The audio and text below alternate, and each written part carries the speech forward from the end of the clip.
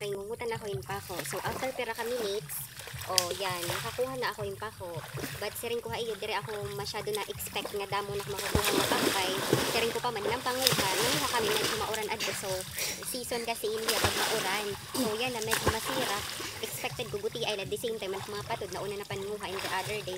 So, kala ko guti ay la. But, luckily, so, damon aton nakuha na pa ko. So, makakalibre na liwat kita hinutan, diba? So, first and foremost, thanks God kay blessings ini, diba? So, makakalibre na kita hinutan para niyan. Tapos, the same time, may natadahon ako na usa na lubi. It hatag gihapon ito han Ginoo. So, makakaghatok na kita niyan, diba? Marasa iniya. This is one of my favorite na utan. Kay aside from diri naging tatanom, tumutubo lang hiya. The same time, marasa talaga hiya.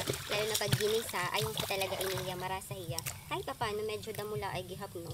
Pwede gihap iniya baga, kuhanin nala subakan maguti nga at ibang utan para medyo dumamo gihapon hiya. So, may din na kami utan niyan, naliwat na pako, diba? Marasa pagudinin. Amoyan init attire, hit pagunguhit pako, ano? Sana all. Kaaraw, do. Sige na balik.